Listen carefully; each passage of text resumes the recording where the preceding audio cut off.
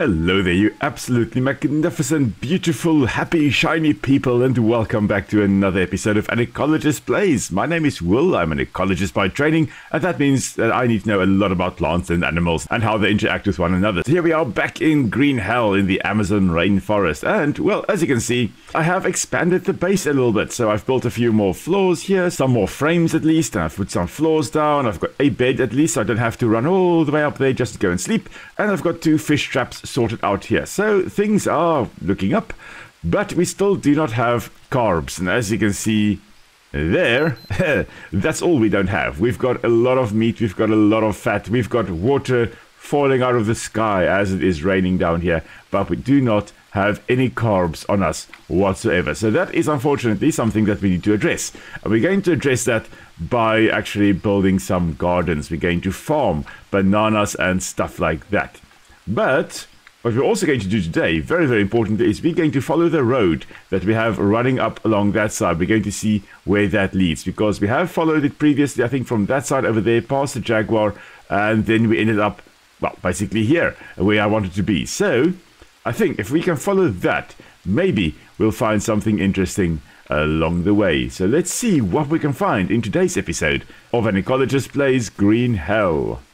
Immediately we have found another tapir, and they are just the most adorable little creatures. They are so weird. I mentioned previously that they are odd-toed ungulates, meaning that they have, an odd number of toes on their feet, but that only turns out to be on their back feet. Their front feet actually have 4 toes, and their back feet then have 3 toes. But they are still called odd-toed ungulates, so they are still more closely related to things like rhinos and those types of animals than they are to things like pigs and whatnot. Now, the species of tapir that we do have in the game here seems to be the South American tapir. It is the least threatened of the 4 tapir species we have remaining on Earth. It occurs in South America, as the name suggests. Oh, and apparently I am exhausted. Why did I not sleep before I went on my little excursion? Maybe I should go and have a nap first, and then we'll come back on this to go see what we can find. Okay, we really need to address the carbs situation, so we're going to pick this mushroom over here, the bridal veil stinkhorn mushroom, which is apparently a species you can eat, even when it is, like, fully emerged like this one. You don't have to eat this one as an egg, but it should be eaten cooked. Most wild mushrooms you can forage, you need to actually eat them cooked. Don't eat wild mushrooms raw. It's not the best of ideas. Okay, I do see we let our fire run out again, and as you can see we do also have a tortoise shell here. That's because, well, I decided, there are a whole bunch of tortoises. Every time we come in, there is a tortoise over here. So we did some sustainable harvesting, and we harvested shelled off over here. And again, most of our vitals looking great, except, of course, the wonderful carbs. We really need to address that today. I did forget what I also wanted to do was actually to cook the mushrooms. So here we are. We've made a fire. We're just going to plop that down into the tortoise shell over here. That's going to make us a nice little mushroom soup.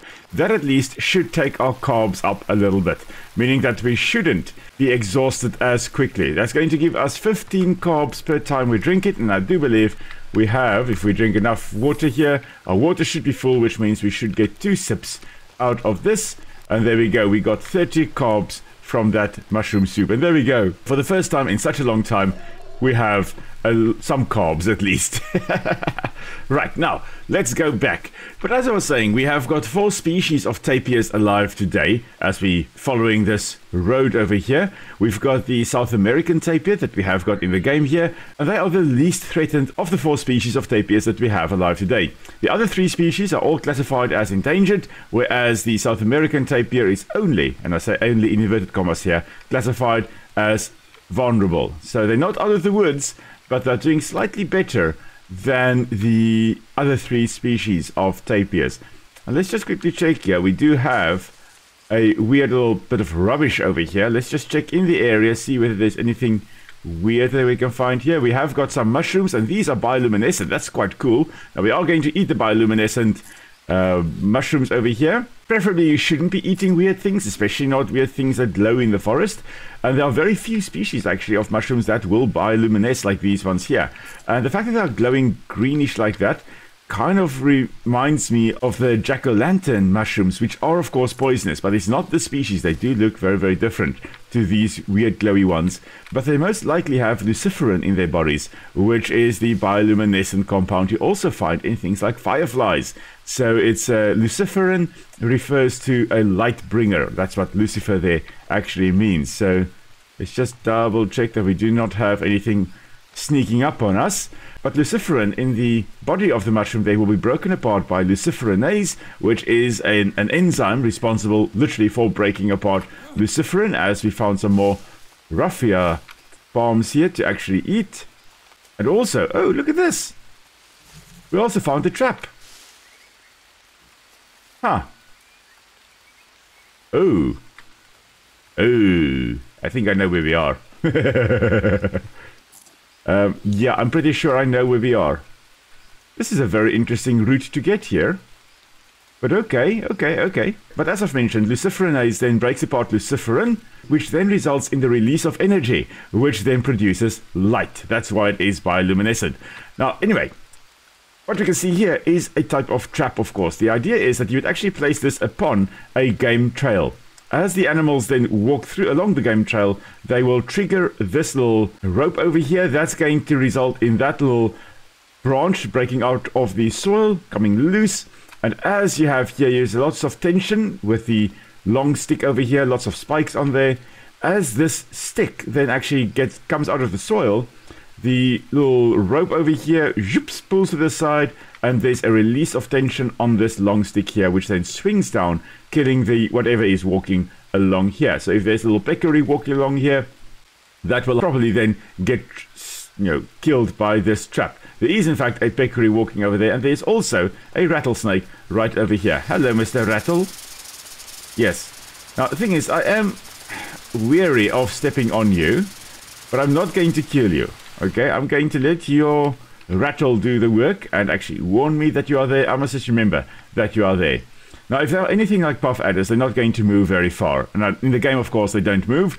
That one will remain there. But in real life, I don't think they actually move around a lot. I think they are mostly ambush predators. If they're anything like puff adders, which have a very similar body plan, also very, very lazy. My goodness me.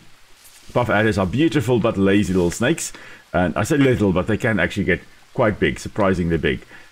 But they're ambush predators. Anyway, where we are, these shrubs over here, Erythroxylon coca. These are coca plants, which is of course used to produce cocaine. And that means if we go to this side over here, oh my word, we found the buildings of the Drug Cartel. Now, I don't actually know what spawns here in survival. I know, of course, there are a few things you need to get here when you are doing it in story mode. But let's see. Oh, yes, very importantly, we found the water collector. Hello there, water collector. Oh, that is marvelous. That's going to really help us during the dry season. We've got a pot. Well, now, that is very useful. We've got the wooden spoon here. The wooden spoon does absolutely nothing, so we're not going to pick that up. We are going to pick the charcoal up here because that's going to be useful at least. You know what? Empty can. Yeah, let's pick up the empty cans. Because the empty cans, what we can do with those are, of course, smelt it to make things like metal arrows, metal armor, metal everything. And very importantly, we have a map. Haha, there we go. Okay, so here we are. Our original base at the fishing dock, that's where we were there. And I do believe this here is where we actually built our base. Yeah, it should be 5124. This is where our current base is. So we didn't come too far to the south, but if we go directly north, we should find our base right over there. Would be cool if we could actually use charcoal to mark things on the map, but unfortunately we can't do that. Right, so of course here there's a whole drug cartel thing happening here where they're making some interesting drugs here. We're not going to delve into that in this playthrough, but yeah, this setup does look quite realistic compared to how those things are made. Alright, we're going to grab the orange juice here. We're going to grab whatever we can. If they do come back, they're going to find a very interesting thing. They're going to find a whole bunch of food missing. And it's not the coatis stealing their food. It is the wild Will, the ecologist, that has stolen their food. Let's see whether there's anything else we can scavenge. Anything metal. Anything we can smelt down. Technically, I would be smelting down a lot of the things that we have in the camp here, but we can't carry everything. All right, I really wanted to actually get the map, and we have now officially gotten the map, and that is marvelous. Now, you can, of course, build a nice base over here as well. If you actually clear out the coca plants, that would be a great place to actually build a base, because you can build a massive one. There is also water right down there, so you can have a mud mixer down there. You can bring it up here. I think you can actually carry mud bricks up with a sled as well. So makes it quite nice and easy to build a base up here. But we're not going to be doing that. We have already got our base at home.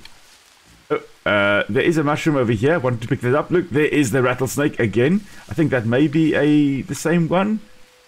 Looks like a different one, actually. I think the snake may have moved, actually. Yeah, I'm pretty sure, because we were standing over here and it was over there, and now the snake is over there. So that snake has actually moved. Can you believe it? Okay, well, we have got a peccary over here. We are not going to be able to harvest him. I'm not sure why I set the trap, but anyway, maybe next time we get here there is a nice little already tenderized peccary ready for us to eat. But let's have a look here. There may actually be... Oh, look there, tobacco plant. That's very useful, especially considering the amount of rattlesnakes that we have seen in the game here, and the fact that I have been bitten off screen by one. So we're going to use that, of course, to make tobacco bandages, which will hopefully have some anti-venom properties. At least in the game it does. In real life, I don't believe it does. But we need some medicinal plants, and well, there we go. That is a medicinal plant for us. But I'm just checking in the rocks over here. There may actually be a cave. I'm not 100% sure where it could be. But I do believe there is a cave that, if in the story... Oh, there is a rattlesnake up there right by the cave. In the story, we do find out that there was a guy that escaped, I think, from the drug cartel, or he found the drug cartel. I watched him from a cave close by, and I think this could be the cave. So, yeah, this is indeed a cave. Oh, marvelous. There is also a scorpion right over here. Now, this scorpion, if you actually walk over it, it will sting you quite badly. And it does actually have a moderately thick tail there. So, of course, you can determine how dangerous a scorpion is based on the thickness of its tail relative to its pincers. The thicker the pincers and the thinner the tail, the less dangerous it is. But the thicker its tail and the thinner its pincers, the more dangerous it is. Right, so we've got snacks over here. And we've got the wonderful... Do you want to play with a snowman? Packages over here. So, of course, those are the drugs. Some of the drugs, at least, that were made down by the cartel. And we just want to double check whether there's anything else that's useful in this cave. Like, there would, of course, be iron ore that we can obtain from here. And that's great and all, but we can't carry it at the moment. We need to really go on iron ore foraging expeditions to do our smelting and stuff like that. We're not ready for that yet. Of course, we need to build a forge as well. And of course, the iron ore will spawn in these veins right over here. Now, you can see they're empty at the moment. If they were ore, you could actually harvest it with a pickaxe. But we don't have a pickaxe, we don't have ore there, nothing of the sorts. Also have another one of the bridal veil stinkhorn mushroom there. Now, that mushroom is actually a bit of a delicacy, and it was very difficult to cultivate. And then, of course, once it was figured out how to cultivate them, it became a lot easier to then get it, and it was... Oh, there's a spider, there's a spider, there's a spider. And it was more widely available then. I hear it. Oh, there it is. Oh, my word. Brazilian wandering spider. Oh, my word. Okay. Right, let's eat some bananas. And now we have 2 banana seeds as well. I do believe we've got more leeches. Always with the leeches. It is the wet season. I would expect there to be a lot of leeches. And yeah, there they are. Okay. Now, I think what we can actually do now is head back to our base, which is somewhere to the north. And when we get there, we can actually start building some gardens, some plots to actually plant some crops. So, I'll see you back at the base unless something dramatic happens along the way.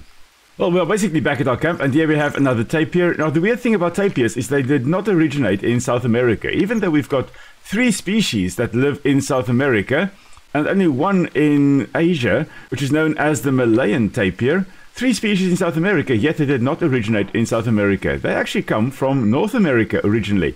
And then when North and South America collided due to tectonic plate movement and the Isthmus of Panama formed, then the tapirs actually went over to South America from North America and then subsequently went extinct in North America, most likely with the changing climate with the Ice Age. And as a result, they were left in South America.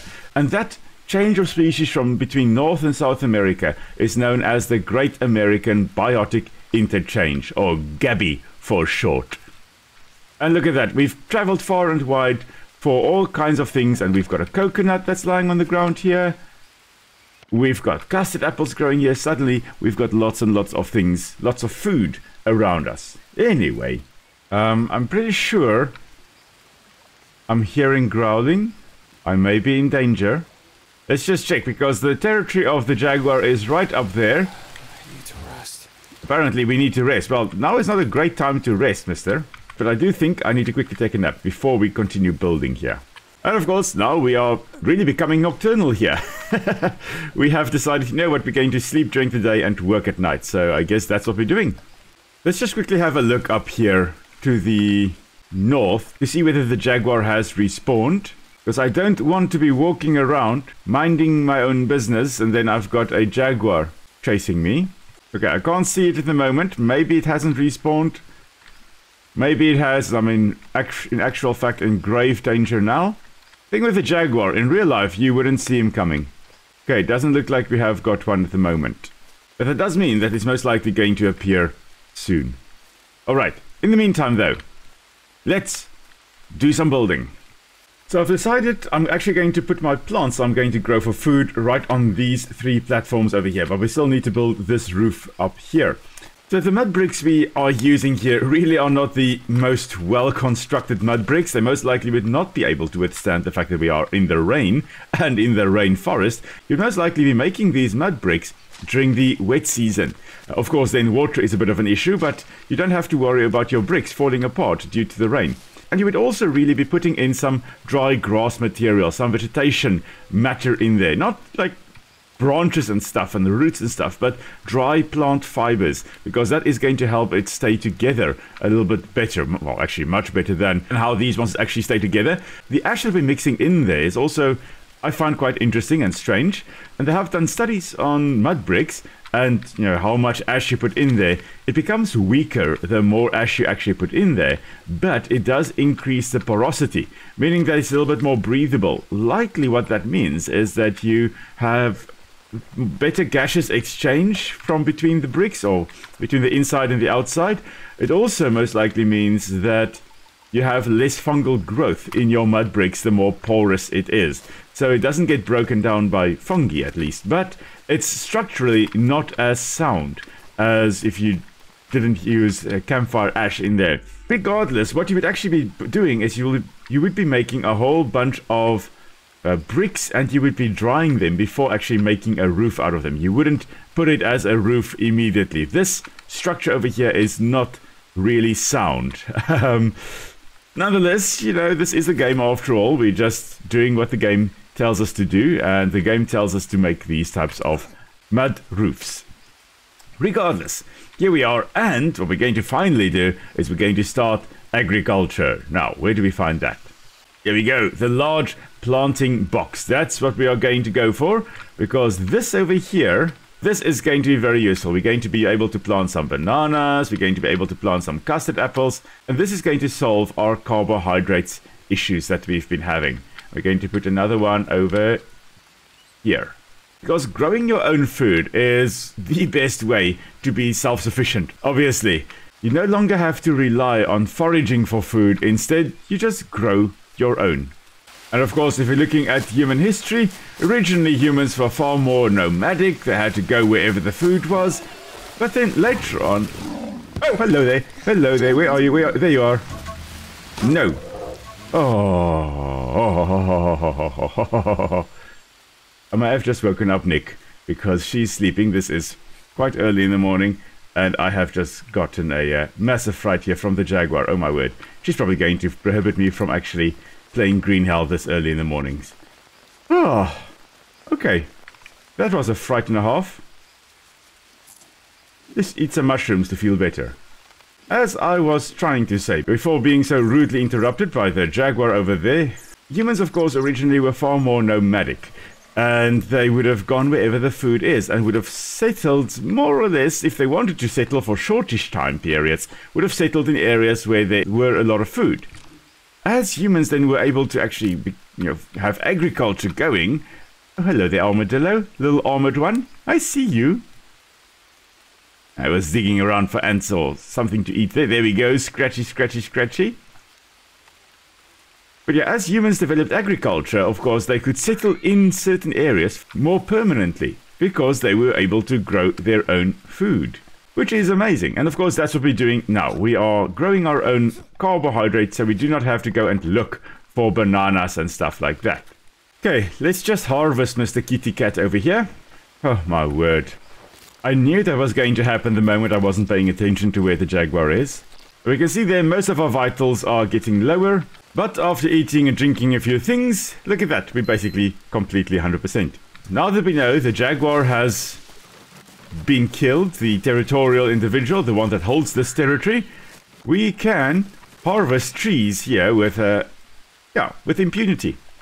But that jaguar attack again illustrates the importance of having good armor because, well, the armor there protected me against the jaguar's attacks. If it weren't for the armor, oh my word, I would have had so many lacerations, it would not have been funny. But we were perfectly fine. And here we go, 3 done. So, what this now means is we can actually come to these little guys. Let's see, I've got banana seeds. Yes, please. And I think I'm going to rename this custard apple seeds so I know that these are in fact custard apple seeds. So we've got bananas growing, we've got custard apples growing, and we're also going to have some more bananas. Bananas, where are you? There we go. More bananas growing.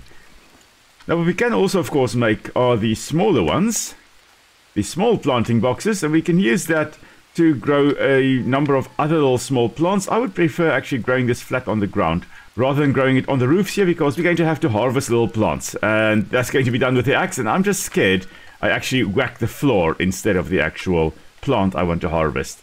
Little tortoise, you are enjoying the warmth of the fire here, aren't you?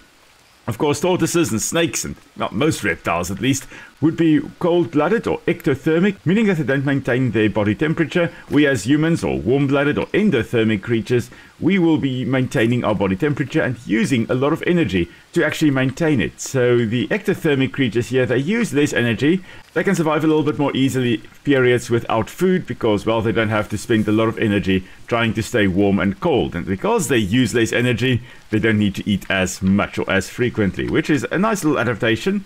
Wish I could do that, but then again, I enjoy eating way too much. So even if I were ectothermic, I most likely would just have been eating for fun. Just removing some of the fish that we have actually caught in our traps here. Because we only have managed to catch discus fish here, these small ones. I really would like to actually catch something bigger, so maybe, just maybe we should put in a little larvae as bait there. We'll put a maggot as bait over here just because we can, and then we'll see what we actually get there. But yeah, things are coming along. Now, there is something I can also make, and that's because, as you can see here, I have actually found Brazil nuts. I've got 2 whole Brazil nuts I can eat. That's going to be nice fats for us. Do note, however, that you should not eat too many Brazil nuts. Brazil nuts have quite high selenium content, and if you eat, I think, more than 6 a day, you start experiencing selenium poisoning. So, Brazil nuts, yes, healthy for you, but as with many things in life, everything in moderation. Too many Brazil nuts will result in this selenium poisoning, which you do not want. A whole bunch of nervous issues associated with that. So eat Brazil nuts, but eat it in moderation. But as you can see, I have eaten a Brazil nut, and well, we've got this Brazil nut bowl that we can now use. By combining this long stick with a rope, of course we can make a bow, but that's not what we're trying to make here. We are going to add the Brazil nut bowl, and then I think 2 feathers. I think. Yeah, there we go. We did not need the fish hook. Okay, but we've got a fishing rod. Now, of course, the fishing rod over here, we don't have a hook on it, but we should be able to add the fish hook. There we go. And then we should be able to add a larva as bait. And I don't recall ever fishing actually in this game previously. I must have, but I don't know whether I have. Let's just check it. Ah, okay, I caught a fish. Yay! That there was a peacock bass, one of the fish you can catch in the game here. Well, no, that is marvelous. But what is even more marvelous is the fact that we can now make the fishing rod trap, which is exactly what we're going to do. And there we go, we've got a fishing rod trap. The idea then would be that there would be a little baited area at the bottom there, and then of course it is again, as always, the long stick over here is under tension. The idea is that as a fish then bites onto the hook and starts swimming away, it actually takes away the two small sticks that we have put down there to keep the bait in place and to keep this long stick under tension. And then as the fish swims away with that, it releases the tension and the long stick swings back up and you catch a fish in the process. Now, speaking of catching fish, there we go. Interestingly enough, on the larvae that I thought we would have gotten the larger fish, we actually got 2 discus fish. And then right over here on the maggot, we actually got 2 peacock bass, which is marvelous. That's going to be more good eating as well. But overall, I must say, I am very, very happy with how things are turning out at our base over here. Our custard apple and bananas, they're growing very, very slowly, but surely they are growing. But here, I think, as we are cooking away our problems, I think this is a good spot to end today's episode. So thank you very much, everyone, for tuning in today. This is, unfortunately, the only episode this week. I've had a very, very, very, very, very busy week. But hopefully soon I'll be back to 2 episodes a week again. When that happens, we'll be back to Green Hell on Tuesdays and Pal World on Fridays. So until next time, everybody, stay safe. I'll see you all soon. Bye.